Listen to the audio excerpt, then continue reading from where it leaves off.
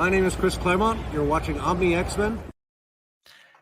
And what an important night it is. This is a very important day, as we all know. And what better way to do it than just talking comic books, folks? Let's get off of your CNNs, get off of your Fox News and your MSNBC, whatever's, and get over to YouTube, because we don't want stress in our lives. We want comics and superheroes and spandex.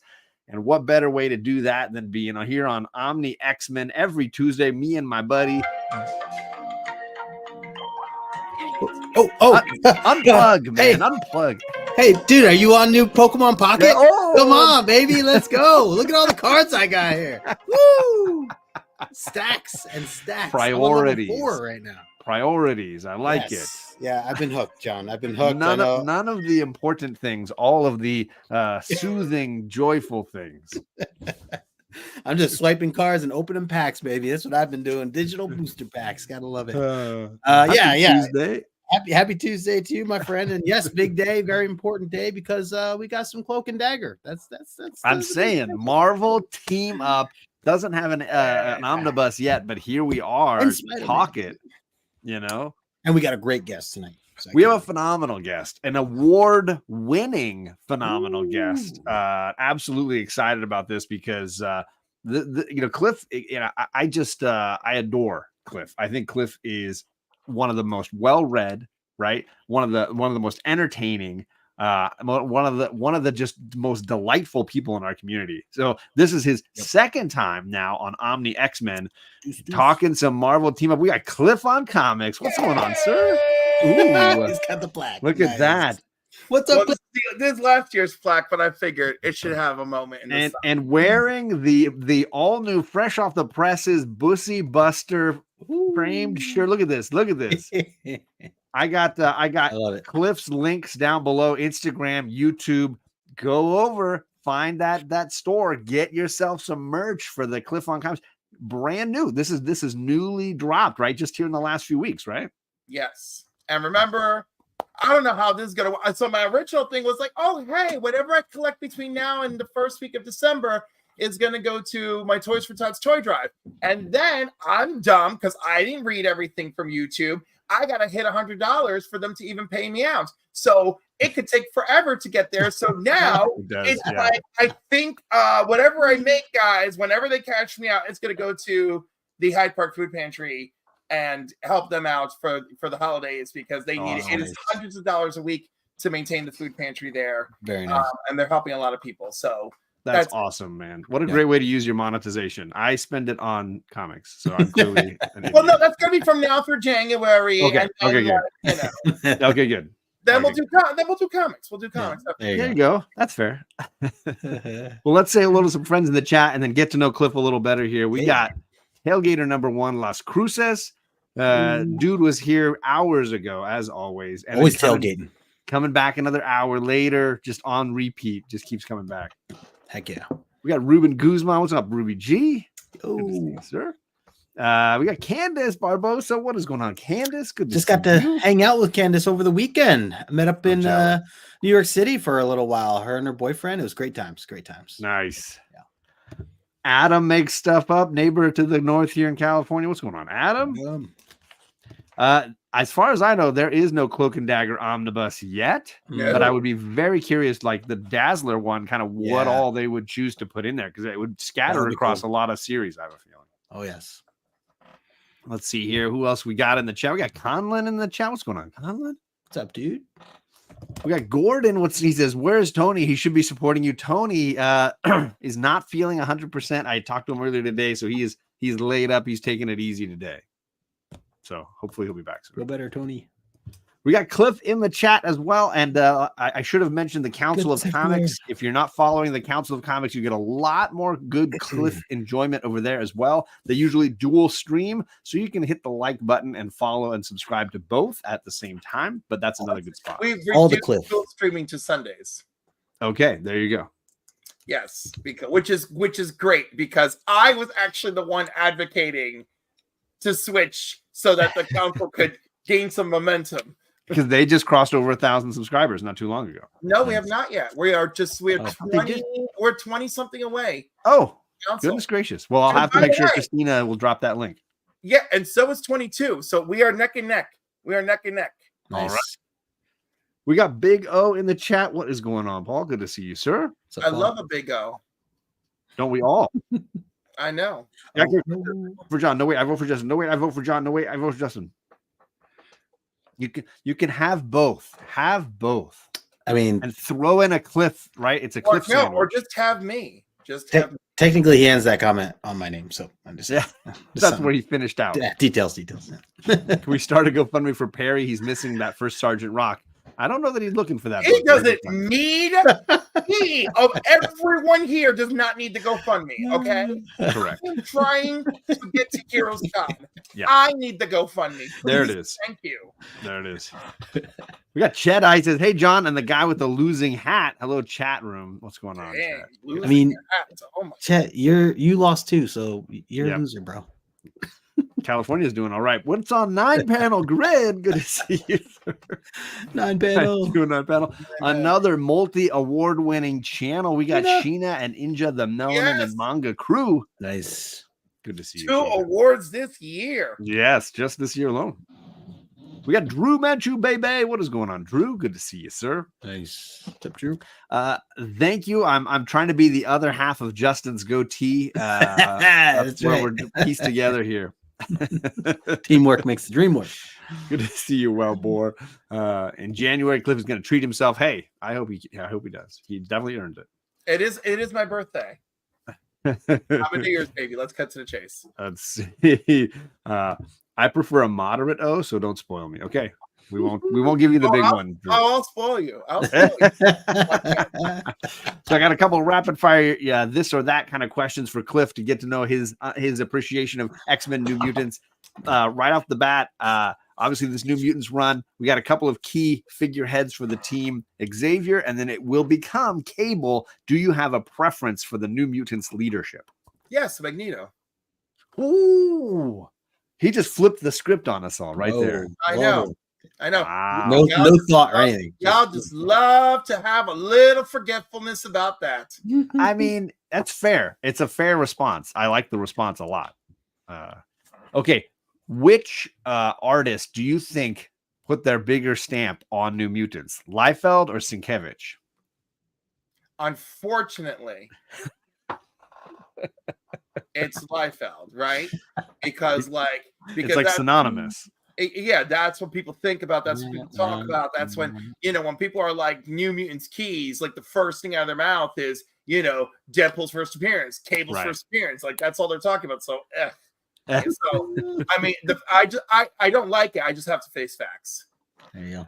As a younger man, which key did you hunt more, Cable or Deadpool's first appearance? Which one was the one you wanted? As a younger man, Cable, especially because I figured out who he was right away. Same. I was like, wait a second, he's Cyclops' kid. He's got to be. Yeah. And they were like, no. And then as soon as the Ascani showed up and took him, I'm like, he's Cable. He's Cable. Yeah, I only had the gold second print. I never had the first print of that issue. I always wanted it. Oh, I have the gold second print and I have a beaten to hell first print. I mean, beaten to hell. I got a nicer first print finally. I think it's a 9.2, 9.4. Well, you know what? Now that nobody gives a crap about Cable in my adult life, I can go and snag up a good copy at a good price. There's plenty of them out there. There's plenty of them. Let me tell you, when I went to the comic book store, every Liefeld issue was no less than $10 a piece on the wall. Wow. Right? Because Liefeld, right? There's some pretty crappy ones out there. And now I can get most of his New Mutants run with those two exceptions. I can find them in a dollar bin. That's a fact. Okay, last question, I guess. Who is your favorite leader of the team? Obviously, I'm a Cannonball guy, but there's been a lot of New Mutant squads. Do you have a favorite leader, like Battlefield leader? Oh, I am partial to Cannonball. Like Sam. Yeah, you know what? And I love Sam. And and the Guthries. What are the Guthries are like? What's Harry Potter's buddy's name there? The Weasleys, yeah. The Guthries are the Weasleys of the X-Mansion. I love it.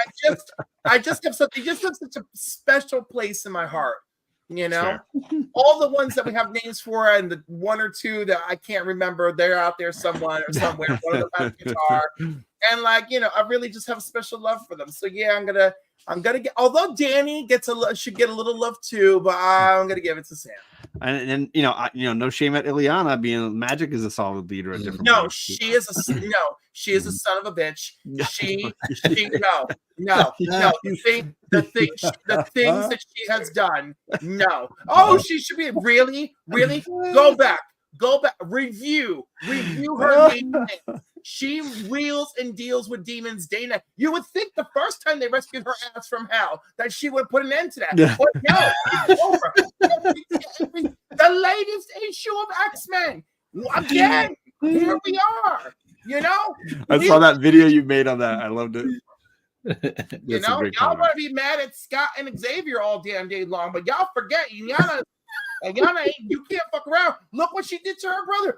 Oh, she did him dirty a couple times. Did him dirty. We need to stop Juggernaut. I'll take the Crimson Stone of Sidorak. No, not my precious sister. Cyclops read her for filth right then and there. Cyclops. And he's like, guess what? It takes one to know one, Ileana. I've been dirty too, and I'm calling you dirty. I love toxicity makes her hotter. Well then, congratulations, guys. She's a 10. She's 10 hot. You know how that Venn diagram works. What's up, DJ Wise? He says, "Hi, Cliff. I Justin had mustache. Hopefully, this is the last week. Hopefully, next week on Justin's, I look a little more uniform. We'll see. We'll see how that works. You should go pick up. You should go pick up some Rogaine for the face. Yeah, at your local pharmacy. Just get. I'm gonna need it. I'm gonna need it all around at some point. All right, gang. So thanks, Cliff. I appreciate some quick rapid fire New Mutants questions, sir. Nice.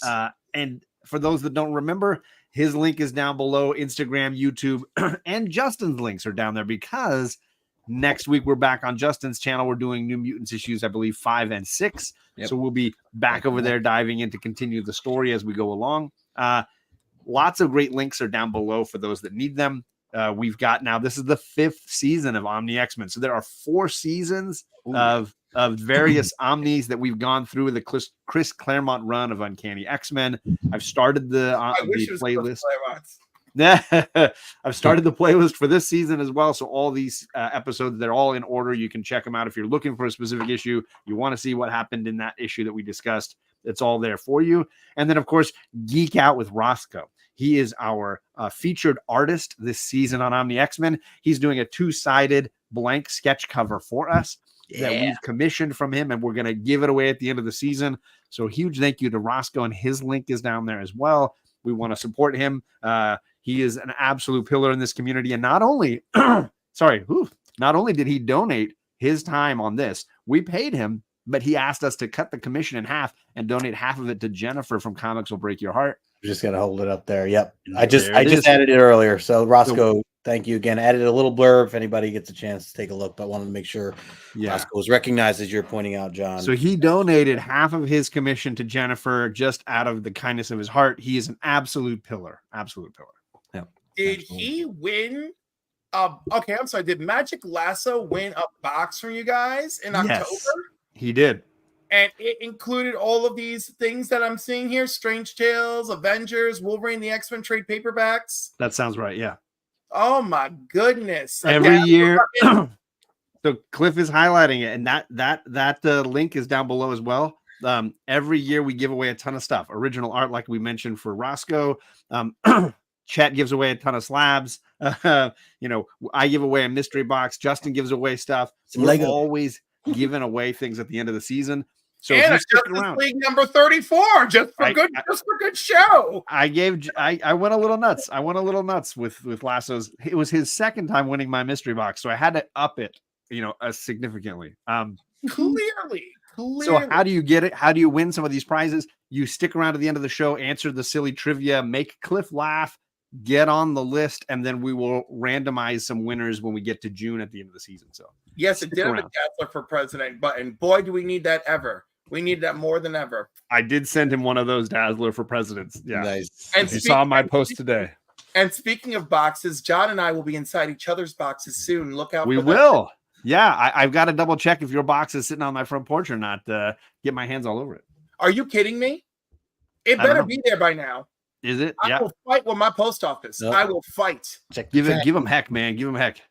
I sent it from the allegedly better post office, but I don't believe it yet. I didn't check when I get home. I didn't have time, but I'll definitely double check. It better be there. It is Tuesday. It should have been there yesterday by 7 p.m. Gotta kick some ass.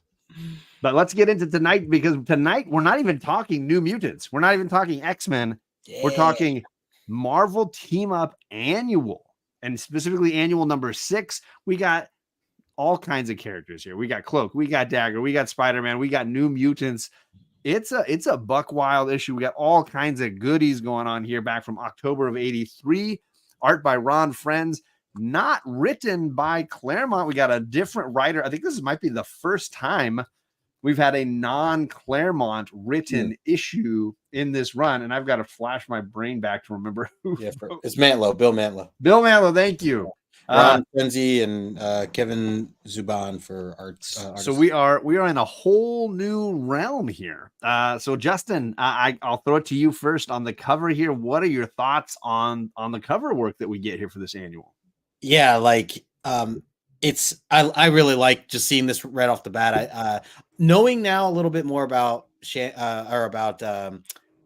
Danny's powers and how some of that comes out with Pink-ish. I was getting like hints of that just in this cover. Sure. So, just from the recent reads, that just made me think a little deeper. But it just seems like an epic team up, which obviously being the title of this, this series is like perfect. But you're getting 3 in 1 in this case, instead of just a 2-time team up. So sure, it's an annual, baby. You got to make big. You go big. Yes. And that's where, ever since we broke down, Uncanny X-Men number 3, King Size Annual number 3, and knowing how epic these stories can be, I was so excited to get into this book, and I look forward to every annual that we do. But yeah, cover wise, definitely like the detail, especially in Cloak and Dagger, the detail that they have, and only using the pink colors there. So I thought that was really nicely done. The New Mutants has kind of been their thing now, having these like poses of just charging forward in some way, shape, or form. So I'm with it. I like to see more of that. And of course, Spider-Man, dead center there, perfect, swooping in. So I like it. I'm down with this cover. What about you, Cliff? Do you have any recollections of this cover? Have you seen it before? Do you own this book? Yeah, I don't. You know what's shocking? I don't own it. I'm like, I have an awful lot of Marvel Team Up, and I'm like, oh, I don't own this.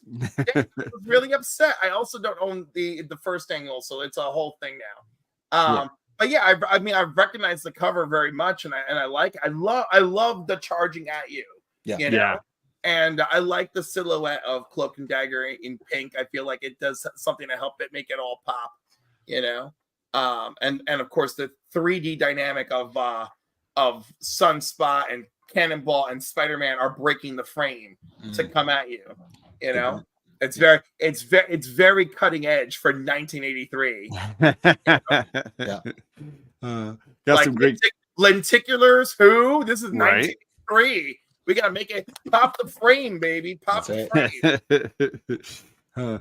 Got comments in the chat saying, I forgot this book existed. Like, I don't even, he's just not having it. Jackson Ware Kirk says he bought it off the rack back in the day. There it is. Nice. Love it. Ooh, and Candace said, I had found a copy recently and had to get it. There you go. Love the square box covers, especially with the black border. And yeah, that was my feel about it too. It definitely gave me old school, Marvel vibes with all the different fonts for all the different players on the squad here. You get everybody in their own font, which is kind of fun. And yeah, to your point, Justin, I've never seen this issue before. So for me, like now, obviously seeing the pink, understanding how it relates to superpowers of various characters. And then, the team running forward, very much in keeping with what we've seen from issue 1 and the graphic novel. This is a classic like image of the team kind of bursting off the comic coming at us, right? Mm-hmm. Yeah. I like how Jackson mentioned that he loved when Marvel Team Up and Marvel 2-in-1 annuals would have 3+ heroes, and it's true. Their annuals were ridiculous. Yeah. Yeah. It was like, and there was no holding back. It was like the first annual. It's like Spider-Man and the new X-Men. You know, that is the first appearance of that X-Men team outside of their own title is Marvel Team Up Annual #1. Oh, really? Yes. See, look at the knowledge drops we're getting already. Yeah, nice. So let's dive into this. It starts off with Spider-Man doing some crazy acrobatics, flipping through the air to go and investigate a warehouse. And he basically recaps his adventure in Spectacular Spider-Man 64, where he first met Cloak and Dagger, because he is basically on the hunt. He's had some issues in the warehouse districts dealing with some drug use and then disturbances in those warehouses with other criminal activity, and he's basically there to start an investigation of sorts. And it reminds him of Cloak and Dagger and flashes back to that issue. So Justin, what were your thoughts here on catching us up for those that maybe don't know who Cloak and Dagger are, because it kind of gives you their quick backstory, and then jumping into this Spider-Man book? Yeah, so first of all, the splash page is just amazing. I love seeing the different motions of Spider-Man drawn out all the way down to him landing there towards the bottom. Really eye popping. So I love that. Love the artwork. I this whole book, and I'll be talking about it the whole time. It was fantastic. So I'm not that familiar with Ron Friends. I don't even know if I'm saying that right, Friends. But his stuff is just killer. As far as the story part goes, like, I think this book did such a good job of just explaining situations or backgrounds to these characters, and kind of little sprinkles of how their powers work or how their connections are to each other, or things of that nature. And especially coming from Spider-Man's perspective, and just a different angle altogether, because even he's kind of like guessing, like, the symbiotic power that, Cloak has, not quite sure how it works, but like the way he explains it's almost just like, oh, that's probably how I would try to explain it to somebody. So right. It's not just very, scientific and exact. It's broken up the way I would imagine it would be. So I think that's all fantastic. And then, this issue's, this was pretty dark. I know it's more of a recap of this, but just like mentioning, these kids that were being tested on, and they're dead teenagers. And I was like, oh wow, this kind of cut into the chase. But it is technically based on, like you said, the Spectacular Spider-Man issue. But which is the panel with the yellow circle of light he's remembering how he met the two of them and the other dead teens that were part of the experimentation that had gone on to create Cloak and Dagger. Yeah. One other thing too, that far panel Spider-Man as he's looking down, his arms up over him. I love that panel. I just love the lighting kind of coming off of his armpit and his arm there in his chest as he's looking down. And if you look at it like in the omnibus, like, I don't know, something about it's just so the colors pop. It's so crisp. I don't own a copy of this issue yet. I don't think so. I'm going to see if I can find one tomorrow. But I would love to see that in how it was like formed in the issue. Sure. So love the art. Cliff, what about you? Obviously, if you're a fan of Cloak and Dagger, this is all kind of a refresh, and Peter does a fairly good job of catching it up, even if it seems odd conversation to have with yourself. But listen, 1983, we had no internet. This was necessary. That's right. Right. This was necessary. And I didn't think it was an odd conversation to be like, I'm really being reminded of those two youngins that I just had a 3-part adventure with in my other series. So right. I feel like that's right. Also, you want to talk about grim? How about the narration on page 1? A tale of predators and prey told in the dead of night. That is like, talk about like, it's happening. You know, it's like the tone is set immediately on page 1. Also, Ron Friends, God bless you, making Peter look like a stud that he is. Yes. Giving us all the Peter tingle, right? Yeah. That little kid does an amazing handstand tumble. I had to include that. I don't know what spider sense he's got. He's going for it. Yeah. Well, let's get inside of the warehouse district where Peter finds basically a chop shop. These guys are tearing apart these cars, trying to sell them quickly. And while he's thinking about what he should do, Cloak and Dagger appear, and they just start getting involved. Dagger's doing some crazy flips and kicks. Cloak is doing his thing where he's like, I'm just going to kill these guys and absorb them into the darkness of my cape. I don't actually remember what happens when he does that, but it gets. He doesn't really kill them. He just catatonic state for a while. It's kind of like the Ghost Rider thing, okay. It's kind of like the pen and stare. You know, They're both horrifying. Nobody really understands it, and it's awkward, but everybody gets through it in the end, right? All right. I mean, it may take you 3 days to come back, but I mean, your hair may turn white, your pupils may dilate and turn red. I don't know. I mean, it depends. Right. How evil are you when you go in? We'll find out. Yeah. And I love their costumes as much as I might make some fun. The costumes are way over the top, but hilarious and fantastic and amazing. She's got the deepest of V's all the way to her crotch, basically. He just has no shape at all hidden in the cloak, which always looks stunning drawn. Like some artists really know how to make cloak look so freaking cool. We talked about Sunspot being kind of amorphous and this sort of black shape, but it's even more so here with cloak. Cliff, any thoughts? Cloak is the void, like that's he is. He is. So it's just like, oh shit, like don't fall in there. So yeah, exactly like that. There's a reason that it is a deep black, is like he is not a man, No. I mean, I think the only person who could touch him like normal is Dagger here, And you know what? I love this outfit. This was really a time. I mean, I always say it's a bunch of horny ass old men who wrote and drew these comics.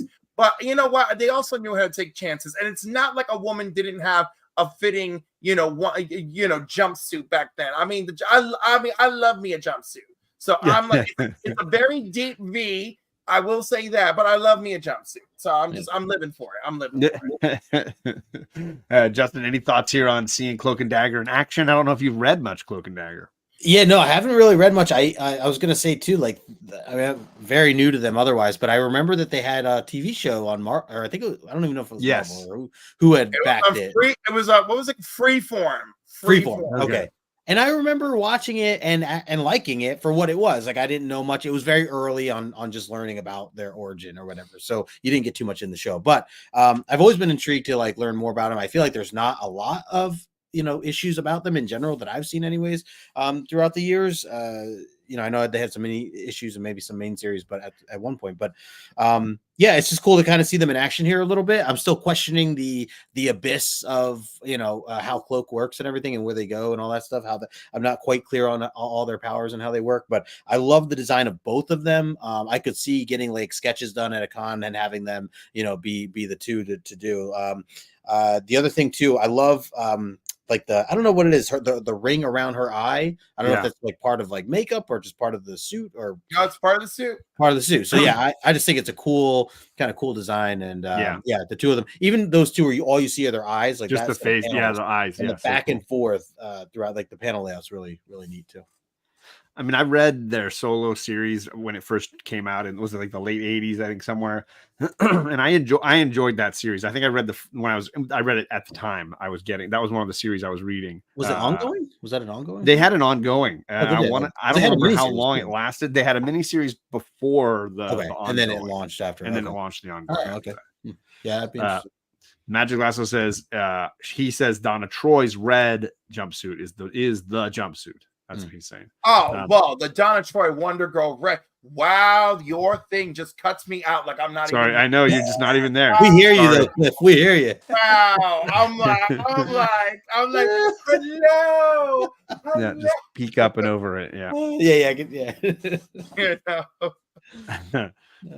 Justin, I just got you a copy of Marvel Team Up 6. Send me a message with your address. You don't send me shit. You send this guy all kinds of books he never reads. He never reads them. Man, Jedi Knight. He never reads them. Always I'm just saying. I don't care what John says. You're all right.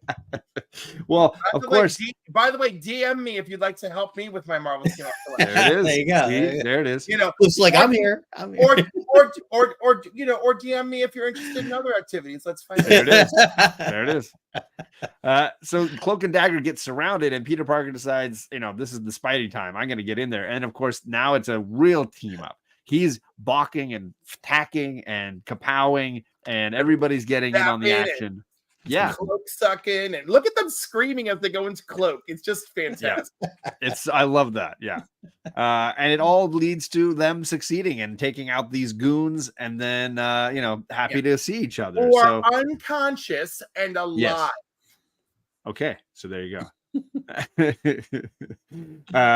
Any thoughts on the fight here, Justin? How this goes in? Obviously, we get a lot of good Peter Parker, Spider-Man kicks and flips and all that kind of stuff. Yeah, no, I think this is just a fun set of scenes to see Peter do his thing, and I like that the backgrounds are very plain or basic, just so you have more focus on the characters themselves. But yeah, I thought it was fun. Nope. Whoa. Three. He got 3 copies. Oh my God, this is getting goodness. obscene. You're serious? Uh-oh, he's serious. Be careful. He's serious. Oh, good Lord. Cliff, any thoughts here on the fight and how they use their powers and work together? I mean, No, I think Dagger is a dancer, right? She's got all the dancer moves. Yeah. First of all, did you say Dagger? Yeah, isn't Dagger a It sounded dancer? very Dazzler, and I'm like, Sorry, Dagger last was a Last dancer. look, he's going crazy. Ryan keeps going crazy over Dazzler. No. You know? Dagger was a dancer, correct? I think so, yeah. But yeah, I mean, I like it. Spidey gets in there, but it's weird because it's like not actually the biggest team up here is there's a little team up of Dagger and Spidey. You know? Because like he kicks, she zaps, he punches, Cloak's like, whoa. Yeah. And then Dagger does the dip and Spidey smacks 2 together. Cloak's like, get in me. Yeah. They're basically using him as the goal, right? They just knock him into the net. Yeah. Now that we've started this conversation, the fact that Dazzler and Dagger haven't gone on tour together that's our next series. For the love of God, just do it. And Cloak can just be the curtain that goes up when they do the show, right? Starts the show, ends the show. Right, He's the backdrop. He could just in the stage is just darkness, and then it just pulls it in, and then boom, reveals. Yes. See, there it is. All right, well, the fight is all done. So now the team goes and figures out, well, what are we doing here? And Cloak and Dagger say, well, we're investigating something that tells us that this is all a front and that really there's real drug things going on, that perhaps the people that made us, the drugs they used to make us, they're still out there trying to do this. And they go in the back and they find more dead teenagers and the realization that this is ongoing. The villains were not too long gone from this place. The bodies are still warm. And they tell Peter, look, we're on this. This is our thing. We're not going to let this go. We're on the hunt. We're going to find the people that did this. And then poof, they vanish. And Peter's left going, well, this is a problem. And I need to figure out where to go next. And now we've got 2 teams sort of converging on the villains who are behind this whole thing. Villains who are clearly on the hunt for teenagers, and we know that we've got some teenagers in this book coming up here. Cliff, what are your thoughts here? We got our team up happening. No, it's great. I mean, and then of course they vanish on Spidey. Like, like most of this team up is no, we should do it alone. Yeah. No, we should do this is our curse. Y'all need to get over yourselves. Yeah. Y'all need therapy, lots of therapy, like some serious therapy, Spidey should have gone to Xavier and be like, yo, there are these 2 kids out there. You need to talk to them. Get your ass in Cerebro. Find them. Track them down. Read my mind. Me and the New Mutants read our minds and then put on Cerebro and find their asses. Right. It only took 20 or 25 years for these 2 to join the X-Men and potentially be mutants. And then, oh, wait, maybe they're really not. And then they robbed it back from us. They took it away. And they took it away. I hate that crap. I hate it. But you know what? I bet it was because of the Fox BS. So who knows? Yeah. So for those that don't know, at different times in Marvel history, they were mutants. They were not mutants. They would kind of got retconned back and forth a little bit. Right. Because it's almost even implied in this issue. Yes. That for them to have a result from the drug, there has to be something special about you. Yes. And what's more special in a human than being a mutant? Right. Dagger was a dancer with Dazzler that dazzled the dancing daggers. Dagger was a dancer. If you've been reading the new Dazzler ongoing, she went on with you're with someone to escape trouble. I don't know what that means. I think there was a spelling mistake in there, Chet. I don't know. I'm gonna throw that back to you. It's too soon in the show. Candace says fun is all I really want. That's I'm behind on this series, but I'm enjoying it. Okay, there you go. So then we jump to our teenagers who are having a night out. They did what most kids do with a night out on the town in New York. They go to see Cats. They saw Cats on Broadway and are walking out of the theater just loving this experience. Admittedly, this was probably early on in the run of Cats. So 1983 fans might have been like, wow, look what theater could do. This was obviously a long 40 years before Hamilton and, where we are now with theater. So while they're out walking the streets, Sam is like, look, I promised Xavier we got to get home. Bobby's like, those girls were hot, and there's an X-rated shop right here. I want a night on the town. I want to go clubbing, whatever. Roberto is definitely not one to just give up on the evening, and he kind of talks them all into it. They're like, hey, let's go paint the town red. And how do we do that? We go to the arcade. We go where kids go in 1983 when they're teenagers, and they go to the arcade. And apparently Roberto is just a master at this Martians game. He is just killing all the aliens, and he is just doing it up. And he's drawing the attention of local hooligans who come and start pawing at Rain. They're like, hey, honey, you should hang out with us. We're the cool guys. Ignore these other freaks, whatever.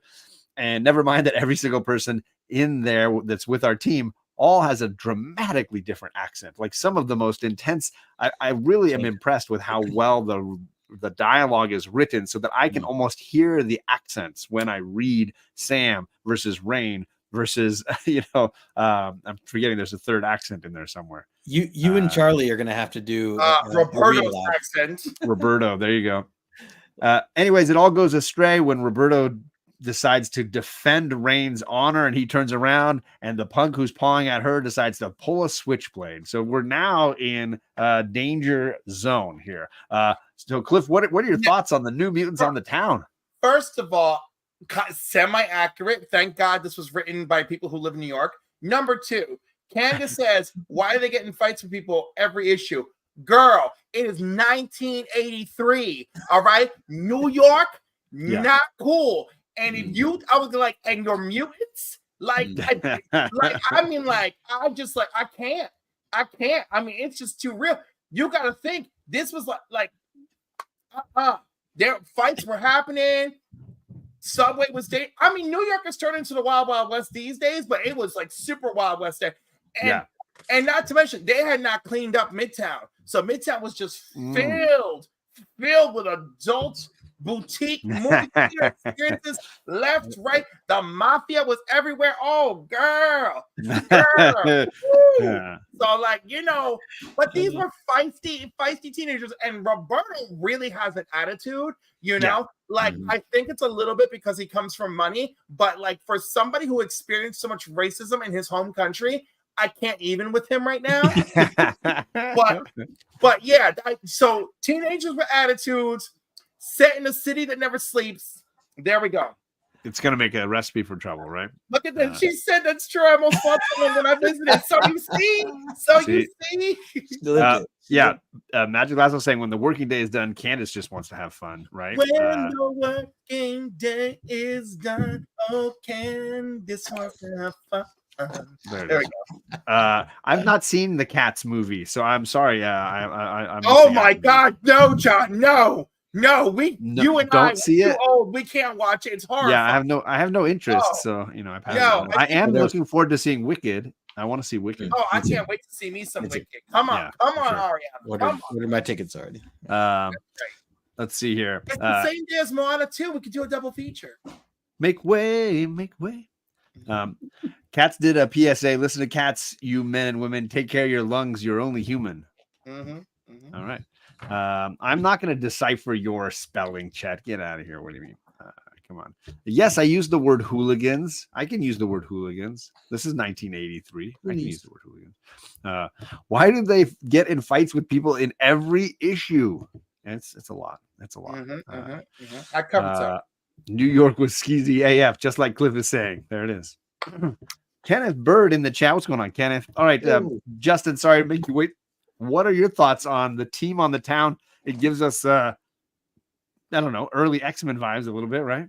Oh yeah, for sure. Yeah, them doing the Roberto, man, such a troublemaker. I love it. I love that he's just like, hey man, I'm trying to go out and do something like that. And Sam's like, I don't know. I told Professor X we're gonna be back on time. Trying to, he's the good student and the responsible one. Yeah, the responsible one, and Roberto's not having it. So, and then not only that, but he's proven himself because he's kicking butt in the video games. I love seeing that.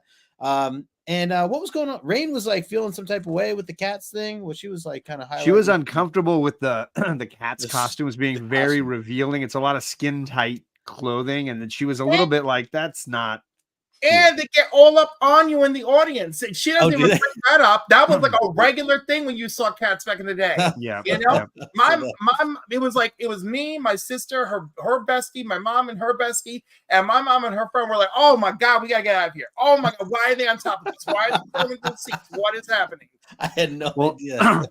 And the irony being that every time Rain seems to turn into the wolf, she kind of goes half nude, like a lot. So, even the first time we saw her. Wait, so when I read this is I was questioning why she was uncomfortable. At first, I'm like, oh, she's uncomfortable because she's a kid and there's like the half naked people on stage. But then I was like starting to think deeper, and I'm like, wait, is she like aroused because she's an animal too?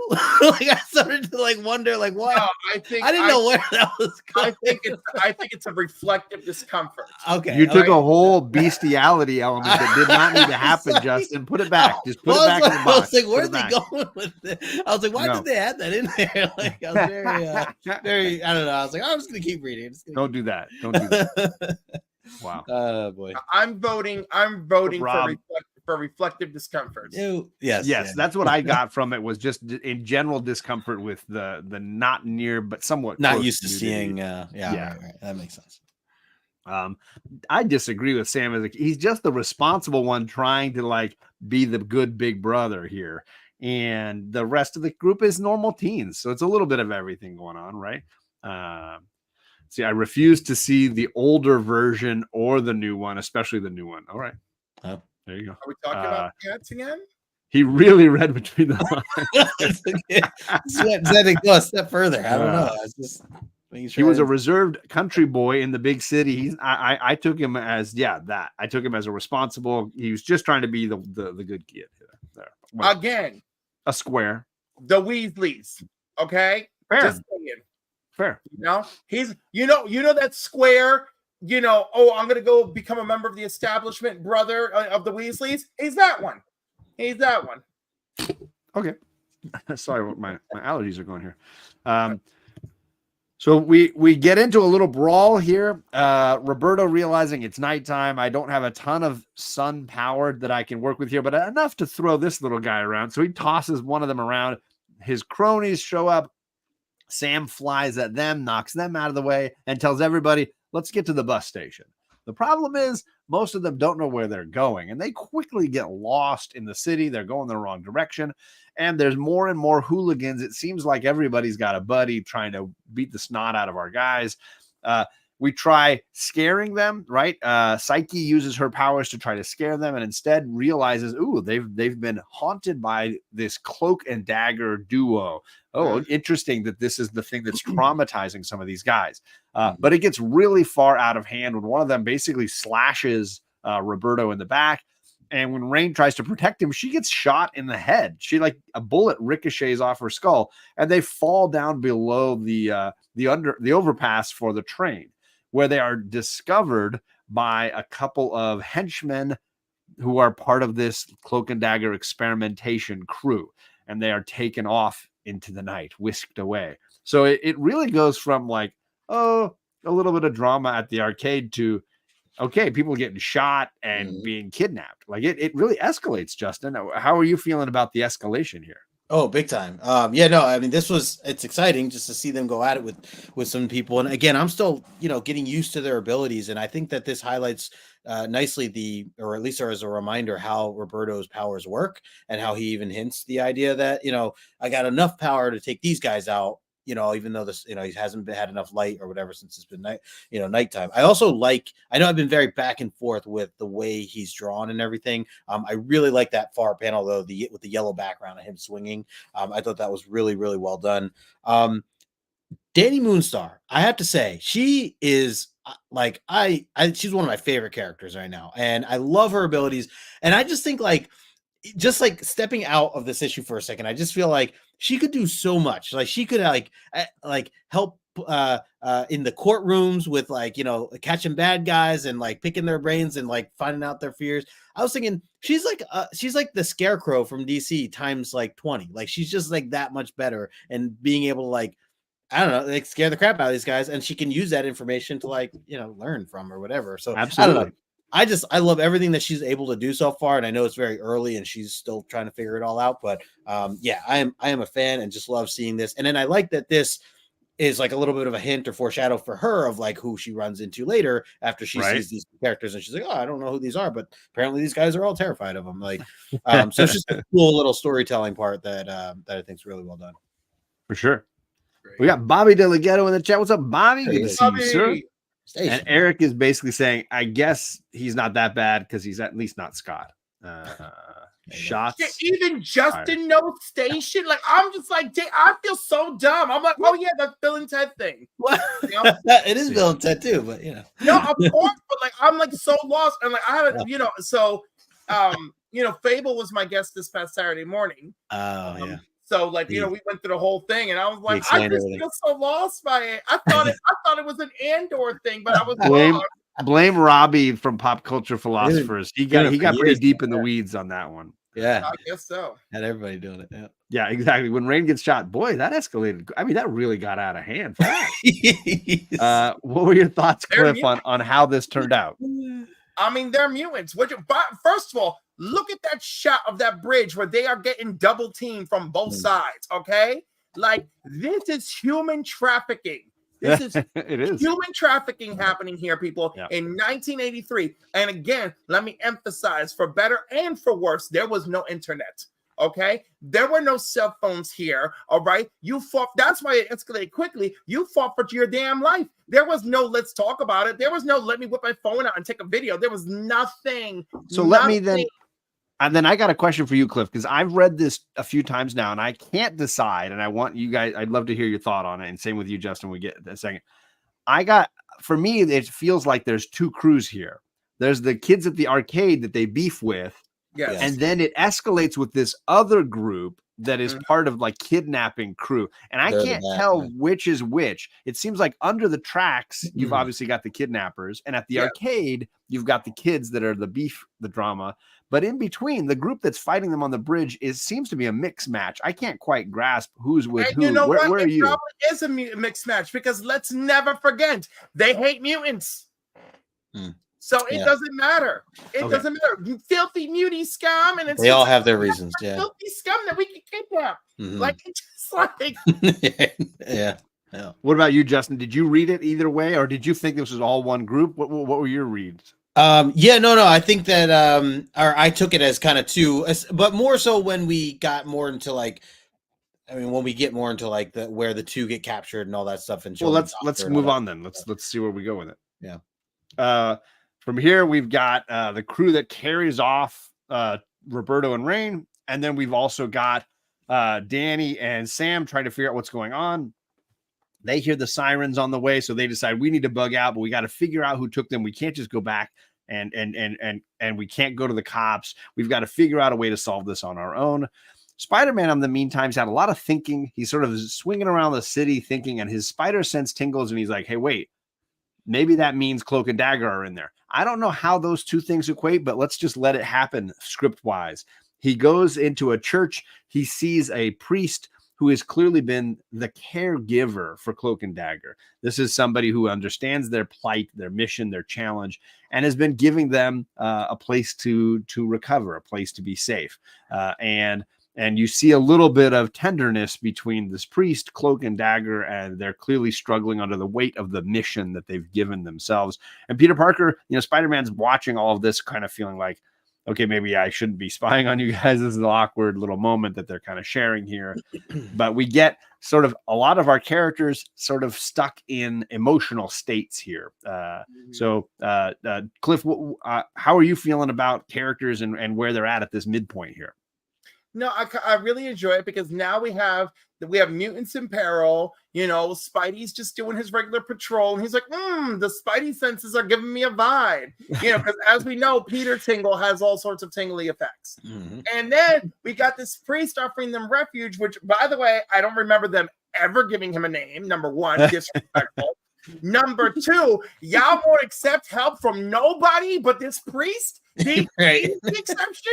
He's the exception. His connection to God is going to be the exception for you. A whole school of mutants living together side by side. But Spider-Man be like, hey, maybe you should know this priest, this dude out here. All right.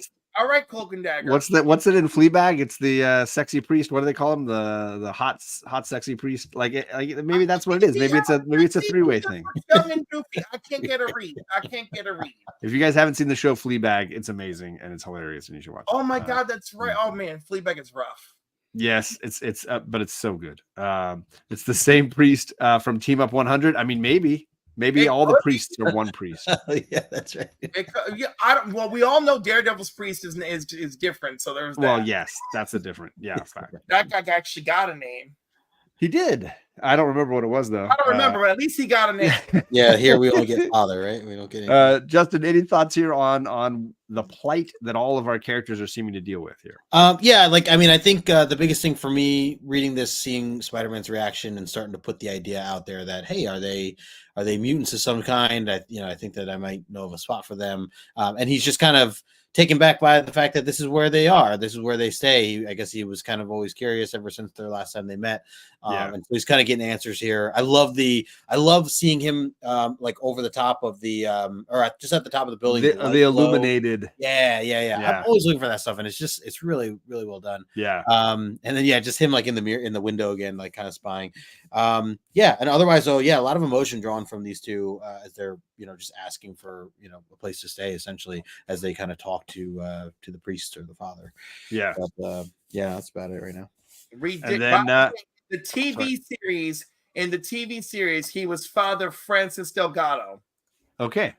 They finally gave him a name there at least. Okay. And apparently Father Delgado appears in 47 comic books, mostly Cloak and Dagger. All right, we are going to assume this is Father Delgado. Even though the picture I'm looking at, he's not so fine. But they found a fine ass man to play him in Cloak and Dagger series. Wait, so this is first appearance stuff right here that we're reading. Right. No. He appears. Oh wait, no, this could be his first appearance. You're right. He doesn't have a name. They don't have a series yet. He doesn't have a name here. Right? Yeah, unless he appeared in the Peter Parker Spectacular Spider-Man issues. Maybe. Oh, maybe. Yeah, I don't believe he did. Couple of keys. All right. Vital information being revealed here. You heard it here first. So the funny thing is everybody converges on this church because while Peter Parker's watching them, Sam and Danny come running in thinking like, we need sanctuary. They're going to run into the church because why not? And Peter's like, I love the like crooked eye Peter thinking where he's like, that costume kind of reminds me of the original X-Men costume. I don't know what those guys are wearing. They run in and they're like, okay, this looks like a weird wedding. There's a priest and Cloak and Dagger. And Danny's like, wait, those are the people from that memory that I drew out of those guys. Cloak is like, okay, I need to check with these guys. And he jumps across the room to talk to them. And they're like, that freaks the crap out of them. Exactly. Then everybody starts using their powers. Like Danny's like, I'm going to give him his fear. His fear is that his power of darkness overwhelms him. So now Cloak is freaking out. Dagger's like, don't freak out. No. He's not trying to hurt you. Danny's like, not trying to hurt me. That guy just scared the life out of me. And then Peter Parker's like, I'm going to stand in a doorway and be super creepy because that's not scary. And then they're like, dang, this guy's everywhere. What's going on? But then Sam's like, I've only heard rumor of this guy. He's real. Like, I didn't think Spider-Man was real. What is going on? So a lot of like everybody freaking everybody out here. Justin, what were your thoughts on like, no, I'm scared. This is a very Halloween moment here. Yeah, and this is one of my favorite scenes because of the fact that like even as you added at the end, like Sam is like in awe that like, whoa, I heard this guy, but I never, realized it. So like some of them are in shock, some of them are terrified, some of them are just like in awe and excitement for various reasons. So just seeing them all to come together is really great. Meanwhile, like Peter's just like, all right, let's get to the chase. You guys are all the same. Be friends. Like, you know, you're all from, you know, Professor X's school, essentially. Like, yeah, Peter's wise. Peter's yeah, wise. yeah. And I love how he's just standing in the doorway while everyone's freaking out there. I know I'm in like weird shadows, but let's be friends. Yeah. The artwork here, I love the close-ups, like of Danny and Dagger here, even Sam and Sam and Danny down at the bottom there. The horror fear that that Cloak has kind of reminds me of Gengar's Pokemon. Like they kind of get that vibe there. The red eyes and the purples and blues and all that.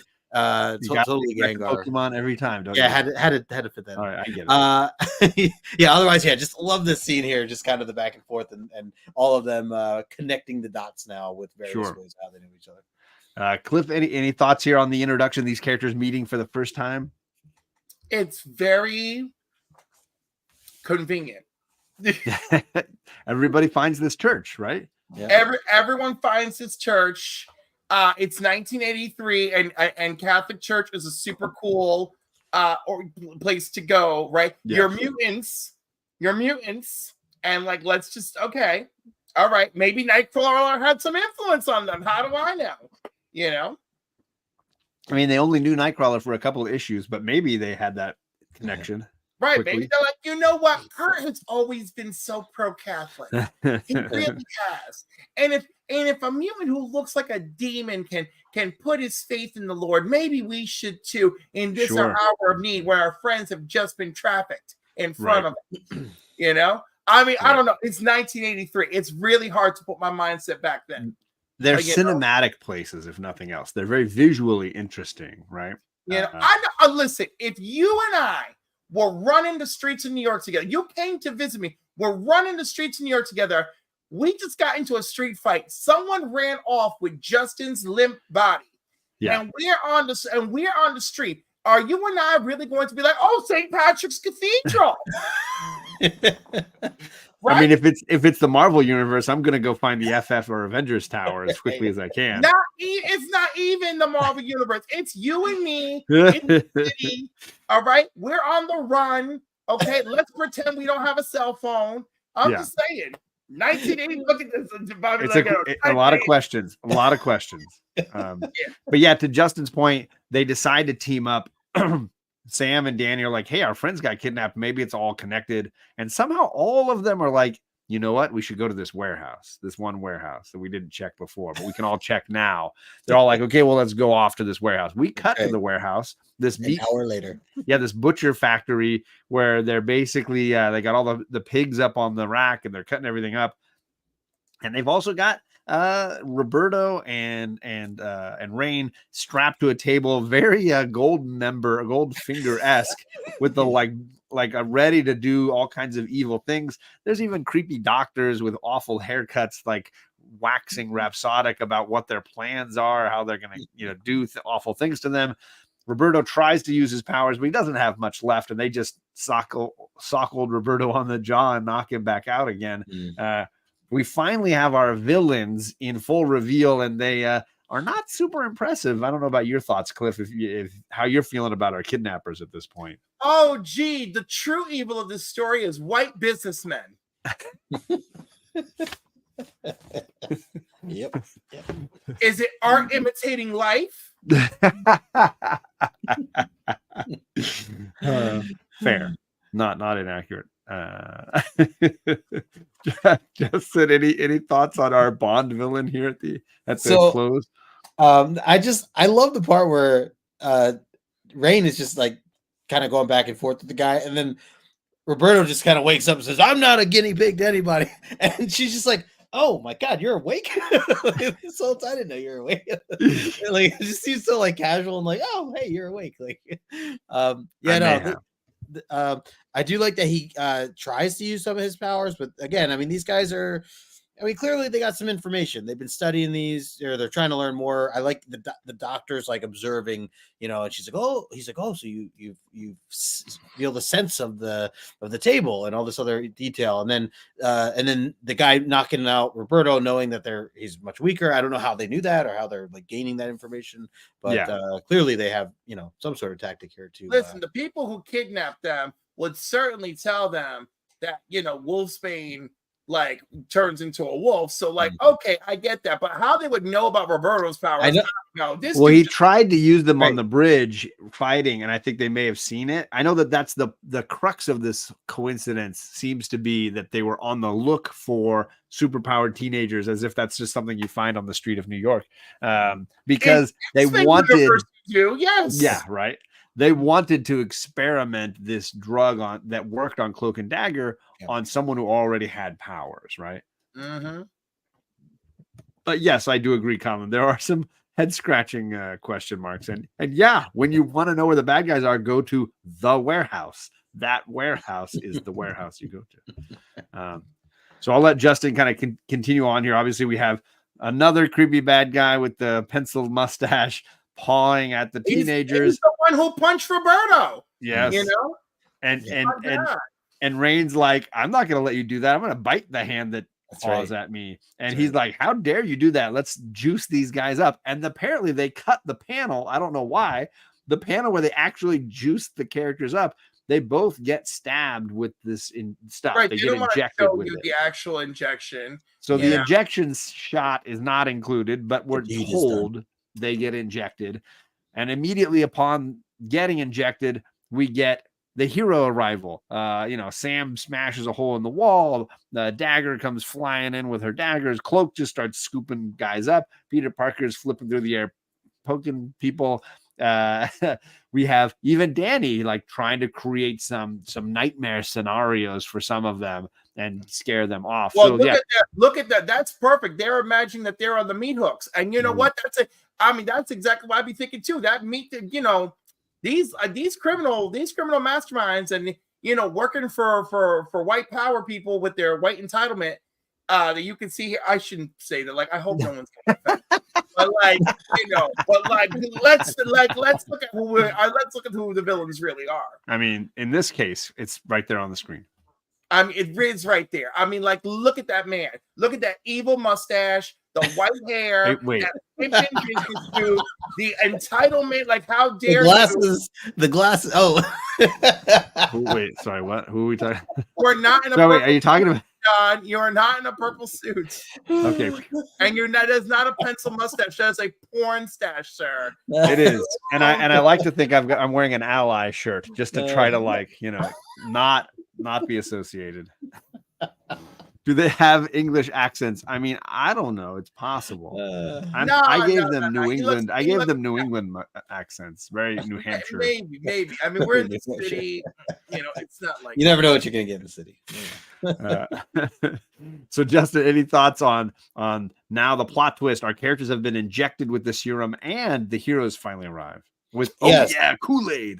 So these are great. I love that we get a kind of a on your left moment here. The team kind of bursting in. One thing I wanted to point out was the panel with the green background down here next to Cliff. Yeah, very horrifying vision of seeing Rain as she's like transforming based on the she's trying to fight and get out while they're injecting her with this whatever serum, and just seeing like the slobber or whatever is foaming at the mouth. I know she had bit the guy, so maybe it's blood, whatever it is, like it very like horror like which I just thought it was really the detail was pretty wicked. And then just like the artwork again, just appreciating some of the close-up of the faces of even these bad guys, just the detail that they have before the battle scene kind of kicks in. Sure. Cliff, was there anything else you wanted to stay here? Should I go on to the next panel? What do you want? No, you can go to the next panel. I feel like I really said everything I had to say. Well, the key in the next couple of pages is watching how both Roberto and Rain deal with having superpowers and now having this serum inside of them. Rain seems to become like this demon wolf monster, and Sunspot seems to become like a supernova. They're both just completely overwhelmed, and the villains who are like, wait, weren't we supposed to be able to control them, are clearly not in any way getting controlled. And it's left with Cloak and Dagger saying, oh man, what the hell are we supposed to do now? We wanted to rescue these kids, but they're now clearly like steroided up. How do we possibly stop them? But they got it under control. Don't jump the gun, Cliff. Dagger knows. And by the way, the very first issue of Cloak and Dagger, they like see this young sex worker girl on the street, and Dagger's like, let me cleanse her with my daggers of light. So it's like Dagger knows she can do it, you know? So like, I'm like, that's cool. But of course, you're dealing with two raging demon mutants at this point, so that's a problem. Eric says these villains sound like Hans Gruber. Okay. You know, he wants them to, but Central European accents, just vague Central European accents. They probably sound a lot closer to home than anybody would want them to. Do you feel like you're in control? Fair. Yeah. Justin, any thoughts here? I mean, my favorite panel is the rain wolf woman explosion here. I don't know about you, Justin. I thought these panels were some of my faves. Yeah, I mean, I actually like the one next to you with Sam, like kind of pushing the pig bodies into these guys, and just seeing his, his using his cannonball powers, drawn out that way. So I thought that was pretty cool too. And like again, last issue kind of bashing on the artwork for how Roberto's been drawn, but I am growing in appreciation for, I think it's more of like the radiation outside that I think is what is so well done. And then of course, just like his eyes and everything, especially, the way they do his teeth and everything. And then his hair is kind of flat. So you do get detail when you do want to show it. So if anything, now I'm just more intrigued to see how more artists are going to, just display more capture of that. Yeah. So for sure. But yeah, no, this is pretty wild. So Cliff, you highlighted the fact that they do know how to manage this, right? So Dagger's like, I'm going to use my daggers of light. I'm going to fix Rain. And she does, but Rain bites her first. Yep. And this causes a chain reaction in Dagger where she starts to get overwhelmed by the power. Meanwhile, Sunspot tries to attack Cloak, and Cloak's like, I got this. I'm just going to soak this guy up and drop him out, and I'll be done with him.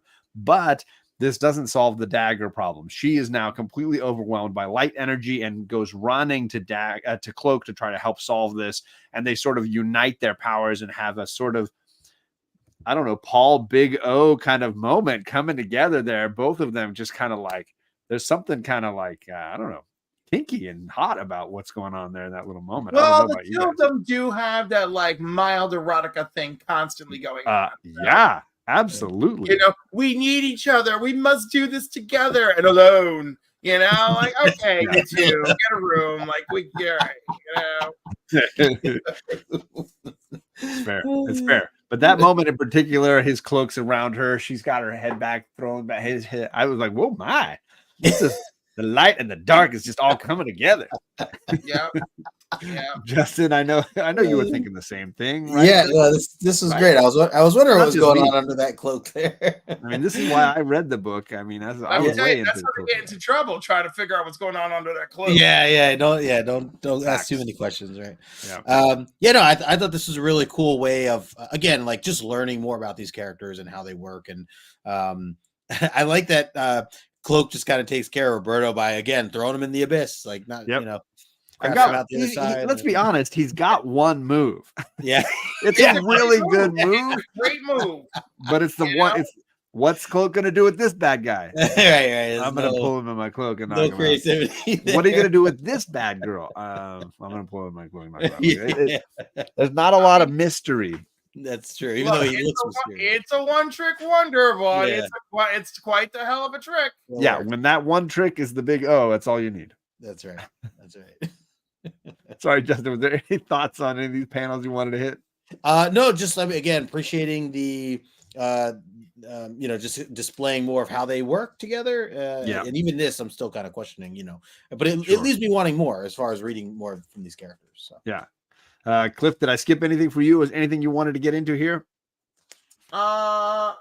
No, I mean, I feel like we really got, this is actually, I just want you to know, this is like a really quick read for an annual. Oh, for sure. I love the artwork, but I was like, wow, for a triple team up and a extra size book, I felt like we blew through. Yeah. It's very brisk. And these are the last two pages here. Obviously we get Cloak and Dagger, like exhausted, but somehow cleansed of whatever the evil that they were dealing with, but turned, still cursed like they were before, but back to normal in some way. Peter Parker's like, look, you kids got to work this crap out. Maybe go and follow these other kids back to their school where there's a teacher who can help you. And they're very quick to be like, nah, bro, we're not going back there. We're on our own. And then they just kind of poof and bamf out of this place and vanish. And Peter Parker's like, well, I tried. You kids go back to school. I'll catch you up. Yeah. And Fiend. Now, do you think Peter will lead them back to the train station and get them back to Xavier? Do you think he'll be a good, friendly neighborhood Spider-Man? No, he's got to leave their asses to fend them. Mutant haters are in the streets. They got double teamed and human trafficked only moments ago, basically. Yeah. But Peter was not going to take them back to the train and be like, oh, yeah, you take this train to Westchester, kiddos. He's like, just stay together. Stay together. Cloak and Dagger made a big mistake. They could have lived in a mansion with cable TV and a danger room. But it ended very abruptly. Yes, lots of R's, very abruptly. Yeah. And gentlemen, let's hear final thoughts and grades on a CGC scale. Justin, how would you grade this issue? What are your final thoughts on how this kind of all ends here? Yeah, so I love the last couple panels where after they do disappear and she's like, we must do this together and alone, and they disappear. And literally the last panel is Peter just saying, yeah. Just says yeah. And that's it. So yeah. I love these panels again, like even just close up of Spider-Man, close up of Dagger, like those scenes there I thought were all fantastic. I agree with what Conlon had mentioned, like definitely ended abruptly. I thought that we just get more of the story of the kids or the bad guys at least, or a little, I don't know, a little thing, or even an epilogue to something else that throws us into something else or whatever. But yeah, like we didn't even see, even to Cliff's point, like just even showing them get back home somehow, or give us a little scene of like, Professor X, where were you guys? And then where the hell were you kids all night? Yeah, Roberto was kicking butt and playing video games and all, and them trying to like make something up, or I don't know, just something other than just how it ended. So like a little let down with how quickly this one ended and how fast it was. But I'm a little let down by how fast it is, but the abrupt ending sends a hard message, right? Okay. That Cloak and Dagger have chosen this life of loneliness, period. Yeah. Right? And I think that is what you get by Finn. Yeah. You know? Like right there, finito is like, that's it. And then Spider-Man's is that somber end. Yeah. And I feel like, so from that storytelling perspective, I appreciate that. Yeah. So you're saying that the sharp ending has a statement of its own. Yes. Yeah. Okay. It just leans towards those two characters in particular, which is fine. It's just I guess me being in New Mutants mode, I'm like, well, let's get a little bit more of the team. And that's really kind of the sad thing here is this story is Cloak and Dagger's story. Yeah, that's true. It's like it's Spider-Man's team up book. Right. The New Mutants are here too. He brings them together. Fighting, but it's really there. Cloak and Dagger's story. Good point. Yeah. I would have to say, I still really enjoyed this issue, and I think that this is something that I would recommend to others reading, especially if you wanted to get into Cloak and Dagger. I forget who said it earlier in the chat that just said team ups were a great way to like get introduced to new characters. So I still had a lot of fun with this, and there's still a lot of like entertaining moments. So it's up there for me. I'm going to put this as a 9. Just going forward. The artwork was fantastic. I know that this is not Claremont writing, but still overall, just like well done story. Artwork was up there. Like I want to explore more artwork from Friends. Friends, yeah. Just like definitely sold on all that, and just seeing these teams working together. We got Matt Clemson in the chat. What's going on, Matt? Thank you for coming by, my friend. He said, Jackson says, when Claremont read this, he was like, Matt Lowe's an amateur. He used 1/50th of the words I would have used. Yeah. And lots of people agreeing that the ending had an abruptness to it for sure. Spider-Man definitely given enough crap on his life vibes going on in his life, guy. I got my own life to deal with here. That's right. And we know Charles and Little Lander were getting their freak on. We know that. Almost at this time, and Oh yeah, they just got back from. She just rescued him from gave him a body where he could actually walk around again. That's right. So Cliff, thoughts on how this ends for you, and then what grade would you give it in a CGC scale? The abrupt ending is there, but I feel like it lends itself to Cloak and Dagger's story. On the CGC scale, I'm giving this 9.4. 9.4. Nice. Love it. That sounds fair. I'm in that 9.2 range somewhere. It's very entertaining. I always feel like I You're read a giving Marvel it the team up. near mint minus. I feel like I'm always pleased by Marvel team ups, but they also are kind of like it dissolves too quickly on the tongue, and I've forgotten about it by the It's time cotton I'm on candy. to the next Is that one. what you're timing? Yeah, It's cotton there you go. candy. It's very cotton candy esque. I gotta tell you, I feel like this was a memorable one for Yeah. Crooked Dagger. sure. I love the artwork. Absolutely, Ron Friends definitely sharp. So that was nice. He did a great Spidey. So yeah, I mean, yeah, I feel fair. I feel fair in my 9.4. Yeah. Okay. I like it. Well then let's get into the numbers here for the folks in the chat. By the way, lots of great comments. We always love it when you guys drop your scores. Bobby says it's a 9.6 white pager. Nice. Jackson Kirk says 9.0. Yeah. Chet says 8.5. We know he's hard. We know he's a harsh grader. If it's not if it's not burn baby burn, he's definitely going to give it a harsh shot for sure. Eric says that 9.2. So there you go. Nice little spread in the same region. Key events. Yeah, this obviously recounts the origin of Cloak and Dagger from the Spectacular Spider-Man 64 from the December of 81. I thought it was kind of cool that Spidey recognizes the New Mutants uniforms because of an issue of Untold Tales of Spider-Man, issue 21. Back in the day when he saw the OG team in those uniforms. So this was a memorable thing clearly for him. And when he sees the New Mutants uniforms, and only, by the way, only one of them had the X because we knew Danny has her own belt that she kind of pieced together. So there's only like there was one symbol on their uniforms, but really the design with the black and the yellow kind of triggered something for him.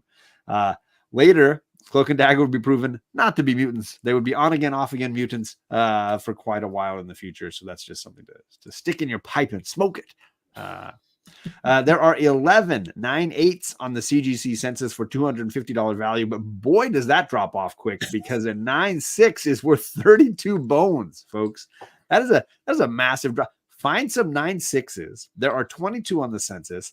Crack them, press and clean them, and send them back. You might tenfold your money on some of this, folks. It's good. Just saying, there's investment there. If you find a 9.6 or you've got a 9.6. Might be worth the press and clean to add a 0 onto that value. Any thoughts on the numbers here, Justin? If I saw a 9.6 for $32, I would absolutely buy that anytime because it costs that much to get it slapped. So I mean that in itself, But at the same time, I will say, yeah, this is definitely an issue I want a raw copy of to be able to flip through because man, the interior artwork gorgeous. Yeah, it's gorgeous. Cliff, any thoughts here on those prices, those values, the census information? I think a lot of them are a bargain. By the way, he teamed up with the X-Men in Marvel Team Up number 4 in 1972, and definitely at least one of them had the yellow and blue outfit. Oh yeah, who was sporting the yellow back then? I think it was Angel. On the cover, Angel's shirtless, of course. And Bobby's in full Iceman form, but I'm pretty sure in that issue, it is at least one of them were sporting the gear. One of them, yes. And Peter's still having the nightmares about fighting Morbius. Sure. And Morbius is in the issue. Awesome.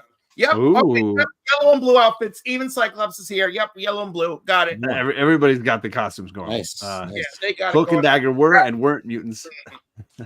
So yeah, there's on again, off again, right, Eric? For sure. Adam says X-Men 35, where they go in a fight with Spider-Man. I forgot all about that too. Which is an issue that I've got. That's the first time that X-Men and Spider-Man meet, I believe, right? Yeah. That X-Men 35, yeah. That one I've got that issue. It's a good one. So there you go, gang. That is it for the slideshow. Stick around. Obviously, we got our questions coming up right now. We're gonna get into trivia. This is where you get on the raffle entries to win prizes at the end of our season. The way this works is Justin and I each have a couple of questions about last week's show when we were on Justin's channel talking about New Mutants 3 and 4. We're looking for 2 correct answers to each of our questions. Those entries get onto our wheel, but we're also looking for wrong answers. And that's where Cliff comes in. Cliff is going to choose his favorite wrong answers, whether they're the funniest, most original, or just tickle him the most. We're looking for wrong answers as well. So we'll get 3 winners for every trivia question that we ask. And Justin, I'm going to let you kick us off here with your first question. Yeah, so my first one, again, these are for technically 2 issues that we had talked about last episode. My first question is, how did Shan get Sam to join them at the boathouse? There was something that she did in order to get Sam's attention and let him know that he needs to come downstairs and meet the rest of the team at the boathouse. Issue 3 had more to do with the Brood, and so the team was dealing with questions about Xavier. So this is an issue 3 question, and I've got one of those as well coming up here in a second. Thank you, Jackson Roy Kirk. He's always dropping the starting line for us. Much appreciated to you, sir. Yo, what is up, Comic Cap Collectibles? I just subscribed to him today. I don't know how I oversighted that, but I'm glad that I did. Thank you for hanging out with us in the chat, sir. I see 2 correct answers, I believe, Justin. I don't know which ones you like first. So I'll go with Conlon here. Left a message in the mirror. I think that's accurate. And Adam too says possessed him to write in the mirror. Well said. So she possessed him to write the note in the mirror, so that basically now when he comes to, he knows that she did it. He was mid shaving, getting ready to shave. And instead he woke up and used the shaving cream as a. Albert is in the chat. I'm using one of Albert's amazing journals right here to keep track of all the scores. Thank you, sir, for always being a part of our show. Nice. And he says she tickled him. That's what she did. Gave him a little tickle, she used Sex Panther because 90% of the time it works every time. 66% of the time. 60% of the time. There you go. Bobby says no, she hit him up on his pager because that's how the players work. They got the pager going. And again, 1983. Yeah, 1983. Yeah. She did a little wiggle. That's what she did. She did a little wiggle. I like the second wiggle. Yeah, I'm curious how Eric is saying that. I like the second wiggle a lot. She whistled at him. That's a good way to get attention. Yeah. She yelled, RuPaul arrived dressed as Storm, and he needed to get there to see that. That's fair. Like, I appreciate the effort in there. RuPaul would make a great Storm. I could see that. Yeah, absolutely. And Bobby's saying hi to Albert. That's not an answer, but he's just saying that. Okay, so any of those, Cliff, that you liked the best as far as non-correct answers? Oh, I feel like Ryan's really knew how to just appeal to me with the RuPaul as Storm. I'm going to give it to RuPaul as Storm. There it is. Now Magic Lasso has got 10 correct answers. He's only second to Conlon Comics. Conlon is still in the lead with 12 correct answers. So 12 answers for Conlon at this point. Ryan right behind him. My first question is also about issue number 3. In that one, they're obviously dealing with the Brood. Danny is having trouble distinguishing between reality and fantasy and what's going on. But at one point, she realizes that something that she's being traumatized with was not a dream. How does she know that what she's experiencing is not a dream? What is the thing that tells her it's not a dream? Yes. Tricky. That's a good question. And again, thank you to Jackson Roy Kirk, always dropping the start line for us this season. It's pretty awesome. 2 correct answers right off the bat. We got Magic Lasso getting that 11th point. Yes, she saw blood on her knife. And Adam also correct, getting his 5th point, blood on the knife. Too slow, but spelled correctly. We like it, Chet. Thank you, sir. She pinched herself and didn't wake up, a la Nightmare on Elm Street, says Candace. Nice. We'll throw out there Nightmare on Elm Street. We got Bobby saying she hears Diana Ross's album in the background, and that tells her it's not a dream. Sounds like magic to me. Albert says she woke up and saw Hulk Hogan endorsing Donald Trump, and that told her it's not a dream. That's real. That actually happened. That's real. Lasso says the phone rang and it was E.T. trying to phone home. He had misdialed. Called the mansion instead of the spaceship. Hate when that happens. Get your wires crossed sometimes. That's what happens. All right. I don't see any other comedic answers coming through here. Those were some really long-winded ones. Lots of. Oh, wait, sorry. Chet, last one says she gets slapped by Leonard from Big Bang Theory. Dang. Nobody needs that. Any of those wow you, Cliff? It seems like they weren't really impressing you this round. Yeah,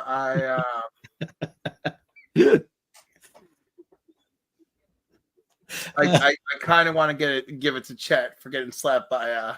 There you go. All right, done and done.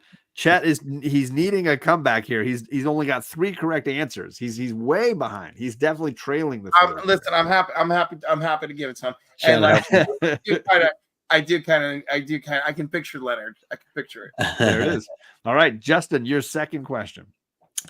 All right, so let me make sure I worded this right. Oh yeah, okay. How did Sam stop himself from falling to his death? He had saved the family. They shot up into the air together. And what was the tactic or the trick? How did Sam stop himself from actually falling after that? What did he do? What was his move? Or what was his tactic in order to make sure that he brought the family back down to safety? This is issue 4, and the team is trying to deal with some drama at a dance prom kind of event. And there's people in danger, and Sam catches them, but almost crashes, flies into the sky. He's falling back down. How does he save himself from crashing? He doesn't just crash, Chet. No, that's the opposite of what he does. How does he stop it? He ate green eggs and ham. That's what he did. That's the method. That's the method to Never avoid. fails. Yeah, I don't know how that would solve it, but that's what he did. I forget. Well, watch the show, man.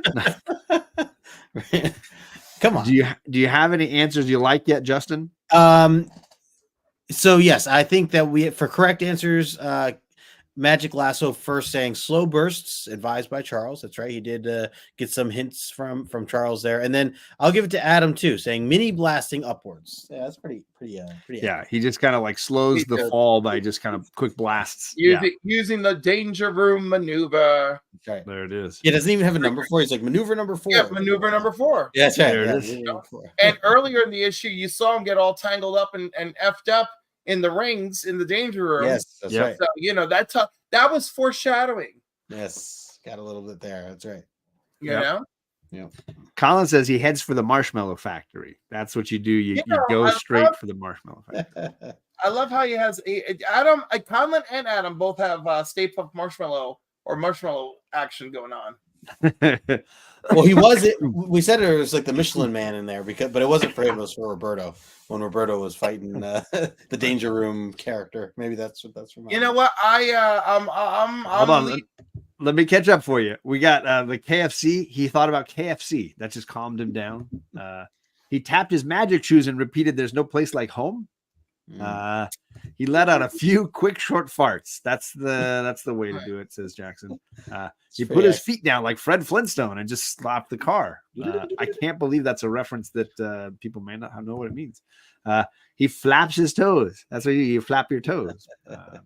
He flew into the Stay Puft Marshmallow Man. There you go, Adam coming around. He did Mambo number 5. The first 4 are not useful, but it's the 5th one that really gets it. And then lastly, little toot bursts, says Eric. That's cute. That's cute. I was like, it's funny and also accurate. Yeah, I know, but between now I'm torn between him and Jackson. I can give them both if you like.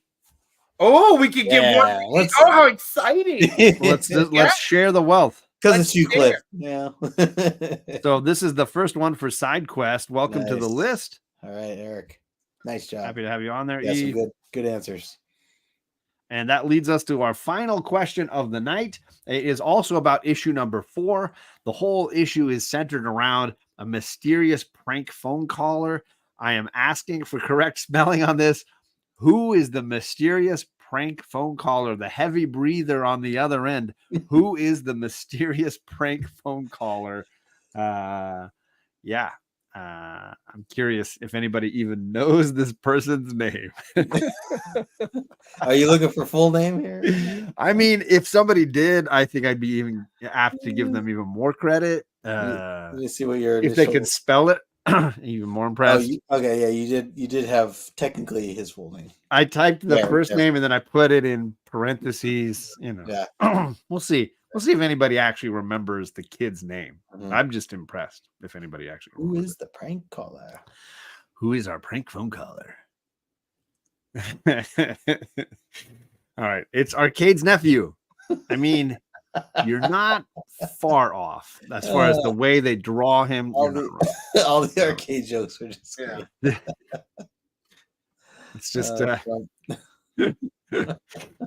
I'm way behind, says Eric. John. Sorry, John. It's not John. His name's not John. Okay. Jeez. Gosh. Wow. Okay. So huge bonus points for Magic Lasso for knowing the full name first and last. But I gotta give it to Conlon first, who's like Petey. It's just it's Pete. His name was Peter Conlon. So you're not wrong. Even as a crazy wild guess, that puts you tied now with Magic Lasso. But let's get into the comedy answers. We got a lot of people getting thrown out here. I don't know who Mark. It's Mark Wahlberg. Yeah. Okay. Sure. Isn't there an H in there somewhere? I don't know. Oh yeah. It's a gender swapped little orphan Annie. Also not far off. Woody Allen, possible. Sure. Steve Student Ghostface.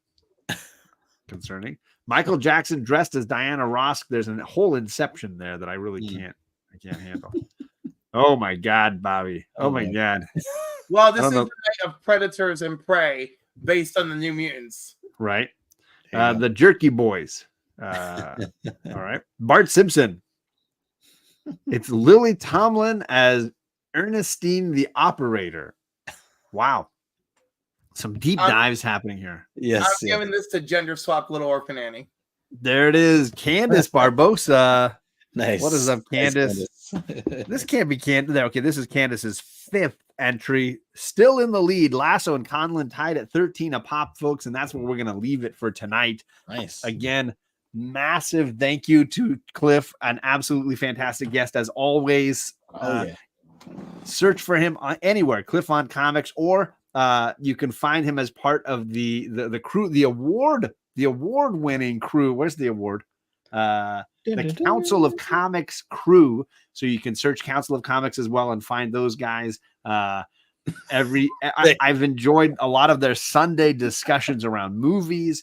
They've been going through lately the Conjuring. Conjuring. Nice. Those guys are so uncomfortable. And it is like, y'all are weak. awkward. Yeah. Very entertaining stuff. So huge thank you, Cliff, for coming and hanging out with us tonight, sir. We love you, Cliff. Yeah. And as a reminder, next week we're over on Justin's channel. The link for his channel is down below. You got to hit that notification bell and be ready because we're going to be discussing New Mutants issues 5 and 6 over there next Tuesday. Buckle up. With our double up. There's a lot of episodes this season where we're going to be doing double issues just to be able to complete this massive omnibus. Oh my God. This Immortal Hulk-sized omnibus. To complete it in a single season, we're doubling up. Was your strength in your beard and like Samson now that it's shaved, like you can't pick up the omnibus with the full mic that you used to? Come on, I'm John, working on it. do it. Come on. I know. Chat's always giving me grief in the chat that I need to be doing more exercise with my omnis. It's fair. Yes, you do. They're just there. Yeah. You get dual usage. Your kids are too old to enjoy you anymore. Start working out. That's fair. How many pages into the Omni so far? Not a lot. 264 is what we're about to get into. All right. So there you go. Thank you everybody for coming by and hanging out with us tonight. We will be back again next Tuesday. So we hope to see you all then. Until then, have a great night, folks. Stay safe and we'll see you next week. Later. Bye.